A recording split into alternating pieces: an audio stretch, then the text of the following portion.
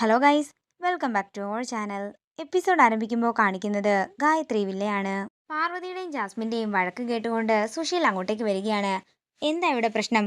പാർവതിയുടെ ശബ്ദം അങ്ങ് മുകളിൽ വരെ കേട്ടല്ലോ എന്ന് സുശീല ചോദിക്കുമ്പോൾ ജാസ്മിൻ പറയുകയാണ്, അത് ആൻറ്റി, ഞാൻ ചെരുപ്പിട്ടോണ്ട് ഇങ്ങോട്ട് വന്നതിന് ഇവള് പറയുക ചെരുപ്പ് കൊണ്ട് പുറത്തു ഊരിയിടാൻ ഇവൾ എന്നോട് ആജ്ഞാപിക്കുകയാ ചെയ്തത്. ഇത് കേൾക്കുന്ന സുശീല ദേഷ്യത്തോടെ പറയുകയാണ്, പോട്ടെ പോട്ടെ എന്ന് വെക്കുമ്പോൾ നിനക്ക് ഈടെയായിട്ട് അഹങ്കാരം കൂടുകയാണല്ലോ പാർവതി. എന്ത് കണ്ടിട്ടടി നീ ഇങ്ങനെ നിഗളിക്കുന്നതെന്ന് സുശീല ചോദിക്കുമ്പോ പാറു ചോദിക്കുകയാണ്, അപ്പച്ചി എന്താ ചെരുപ്പ് അവിടെ ഊരിയിട്ടിട്ട് ഇങ്ങോട്ടേക്ക് വന്നത്? അതേസമയം പല്ലവിയും താഴേക്ക് വരുന്നു. എന്താ ചേച്ചി, എന്താ പ്രശ്നമെന്ന് പല്ലവി ചോദിക്കുമ്പോ പാറു പറയുകയാണ്, ഒന്നുമില്ല, ഞാൻ വിളിക്കുമ്പോ നീ വന്നാ മതി, നീ പോയിക്കോ. ഇത് കേൾക്കുന്ന പ്രതാപം പറയുക, അത് ശരിയാ, നിന്റെ ചേച്ചി കാണിക്കുന്ന തോന്നിവാസമൊന്നും കാണാതെ നീ പോയി വിശ്രമിക്കാൻ നോക്കു പല്ലവി. ഇത് കേൾക്കുന്ന പ്രഭാവതി ചോദിക്കുകയാണ്, പാർവതി എന്ത് തോന്നിവാസം കാണിച്ചെന്നാ പ്രതാപൻ ഈ പറയുന്നത്? അവള് ഈ വീട്ടിലെ മരുമകളെ പോലെയാ പെരുമാറുന്നത്, അതിനെന്താ തെറ്റ്? ഇത് കേൾക്കുന്ന ജാസ്മിനും സുശീലയും ഞെട്ടലോടെ പ്രഭാവതിയെ നോക്കുകയാണ്. തുടർന്ന് സുശീല ചോദിക്കുകയാണ്, ജാസ്മിനും ഈ വീട്ടിലെ മരുമകളാകാൻ പോകുന്നവളാണല്ലോ, അവൾക്കില്ലാത്ത എന്ത് പ്രിവിലേജാ പ്രഭേച്ചി ഈ പാർവതിയിൽ കണ്ടത്? ഈ ദുശീലാൻറ്റി വെറുതെ ഓരോ പ്രശ്നങ്ങൾ ഉണ്ടാക്കുകയാണെന്ന് ഗാർഗി പറയുമ്പോ എന്നോട് ആജ്ഞാപിക്കാൻ നീ ആരാണെന്ന് സുശീലയും ചോദിക്കുന്നു. അങ്ങനെ അവരെല്ലാം തമ്മിൽ വഴക്കാകുമ്പോ പ്രഭാവതി പറയുകയാണ്, ഒന്ന് നിർത്ത്, നീ പറ പാർവതി, കാര്യമെന്താ? അത് പിന്നെ പൂജ നടക്കുന്ന സ്ഥലത്തേക്ക് ജാസ്മിൻ ചെരുപ്പിട്ടുകൊണ്ട് വന്നു. ഞാൻ അവളോട് ചെരുപ്പ് കൊണ്ട് പുറത്തിടാൻ പറഞ്ഞു, അതാ കാര്യം. ഇത് കേൾക്കുന്ന പ്രഭാവതി ജാസ്മിനോട് പറയുകയാണ്, നിനക്കെന്താ ജാസ്മിൻ, ഇത്രയ്ക്ക് ബോധമില്ലേ? പൂജ നടക്കുന്ന സ്ഥലത്തേക്ക് ആരെങ്കിലും ചെരുപ്പിട്ടോണ്ട് വരുമോ? നീ അത് പുറത്തു കൊണ്ട് ഊരിയിട്ടെ. അങ്ങനെ ജാസ്മിൻ പുറത്തു കൊണ്ട് ഊരിയിടുകയാണ്. അല്ല, ഇന്നിവിടെ എന്ത് പൂജ നടക്കുന്നതെന്ന് പല്ലവി ചോദിക്കുമ്പോ പ്രഭാവതി ചോദിക്കുകയാണ്, അല്ല, നിന്റെ ചേച്ചി എന്താ നിന്നോട് അതിനെക്കുറിച്ചൊന്നും പറഞ്ഞില്ലേ? ഇല്ലെന്ന് പല്ലവി പറയുമ്പോൾ പ്രതാപം പറയുകയാണ്, എങ്കിലേ ഞാൻ പറയാം. 16 വർഷം മുമ്പ് മരിച്ചുപോയ ഗായത്രി ചേച്ചിയുടെ ആത്മാവിനെ നിന്റെ ചേച്ചി ഇന്നിവിടെ വിളിച്ചു വരുത്താൻ പോവുകയാ. അത് ചിലപ്പോ 8ാമത്തെ ലോകാത്ഭുതമായിരിക്കും. നീ വേണമെങ്കിൽ ആത്മാവ് വരുമ്പോൾ ഒരു സെൽഫി എടുത്തു വെച്ചോ എന്നൊക്കെ പ്രതാപം പറയുമ്പോൾ ഇതെല്ലാം കേട്ട് ഒരു ഞെട്ടലോടെ നിൽക്കുകയാണ് ജാസ്മിനും സുശീലയും.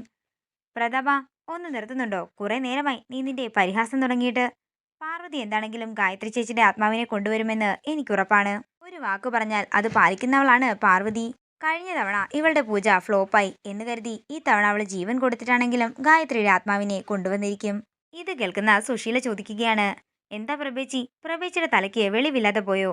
16 വർഷം മുമ്പ് മരിച്ച ഗായത്രി ചേച്ചിയുടെ ആത്മാവിനെ എങ്ങനെ കൊണ്ടുവരുമെന്നാ പറയുന്നത്?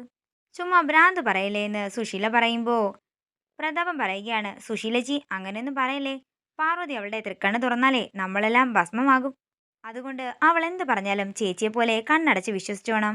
ഇതൊക്കെ കേൾക്കുന്ന പല്ലവി ചോദിക്കുകയാണ്, ചേച്ചി, മുത്തശ്ശൻ പറഞ്ഞു തന്ന താന്ത്രിക വിദ്യപ്രകാരമാണോ ചേച്ചി ഇത് ചെയ്യാൻ പോകുന്നത്? എന്തെങ്കിലും ഒരു ചെറിയ പിഴവ് പറ്റിയാൽ വൻ ദുരന്തമായിരിക്കുമെന്ന് ചേച്ചിക്കറിയില്ലേ?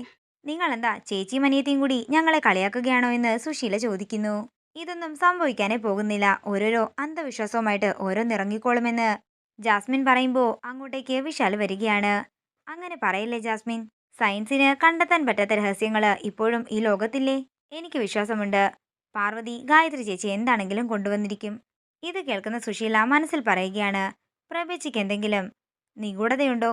ഇന്നെന്താ പതിവില്ലാതെ ഇങ്ങനെ പാർവതിയെ സപ്പോർട്ട് ചെയ്തുകൊണ്ടിരിക്കുന്നത്? തുടർന്ന് ഗാർഗി ചോദിക്കുകയാണ്, എന്തുപറ്റി, ഇന്ന് വല്ലാതെ അമ്മ അങ്ങ് പാർവതിയെ പുകഴ്ത്തുന്നുണ്ടല്ലോ.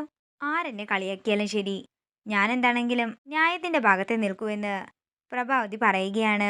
എനിക്ക് ഒരു നിമിഷമെങ്കിലും ഗായത്രി ചേച്ചിയുടെ ആത്മാവിനെ കാണണം. വിശാലും അതിനുവേണ്ടി കൊതിച്ചു നിൽക്കുകയാണ്. പിന്നീട് കാണിക്കുന്നത് വിശാലിനെയാണ്. വിശാല് ഗായത്രിയുടെ കൂടെയുള്ള നിമിഷങ്ങളൊക്കെ ഓർത്തുകൊണ്ട് നിൽക്കുമ്പോൾ അങ്ങോട്ടേക്ക് പാറു വരികയാണ്. എന്തുപറ്റി വിശാൽ സാർ, ഞാൻ വന്നതുപോലും അറിഞ്ഞില്ലല്ലോ എന്ന് പാറു ചോദിക്കുമ്പോൾ വിശാൽ പറയുകയാണ്, അത് പിന്നെ ഞാൻ അമ്മയെക്കുറിച്ച് ഓർത്തുപോയി. വിശാൽ സാറിന് ഞാൻ പറഞ്ഞത് ഓർമ്മയുണ്ടല്ലോ, ഇന്ന് വിശാൽ സാറ് വ്രതമായിരിക്കണം.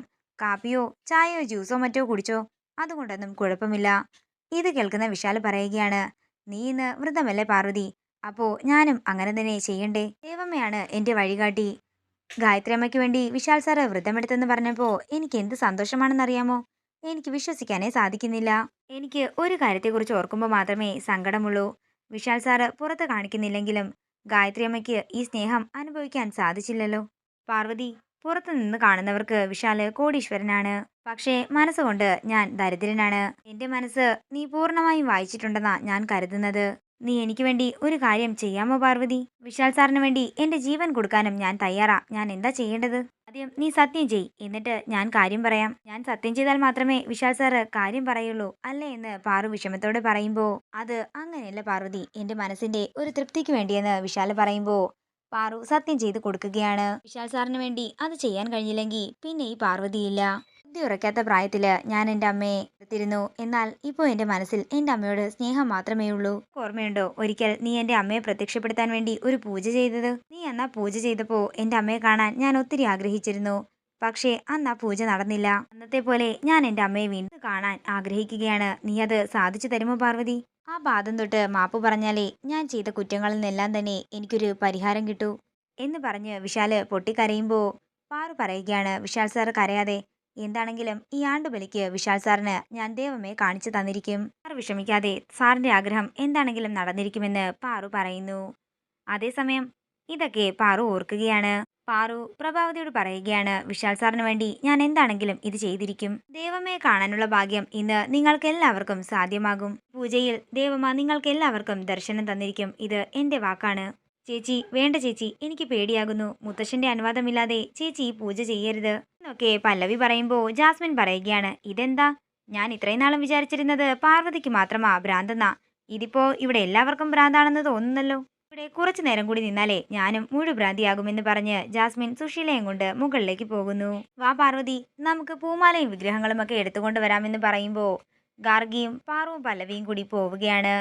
തുടർന്ന് വിശാലും അവിടെ നിന്ന് പോകുമ്പോൾ ശേഖർ അങ്ങോട്ടേക്ക് വരുന്നു. ഇതോടുകൂടി ഇന്നത്തെ എപ്പിസോഡ് ഇവിടെ തീരുകയാണ്. വീഡിയോ ഇഷ്ടമായെങ്കിൽ മറക്കാതെ ലൈക്ക് ചെയ്യുക, ഷെയർ ചെയ്യുക, കമന്റ് ചെയ്യുക. കൂടുതൽ സീരിയൽ അപ്ഡേറ്റ്സിനായി മറക്കാതെ സബ്സ്ക്രൈബ് ചെയ്യുക നയൻസ് ക്രിയേഷൻസ്.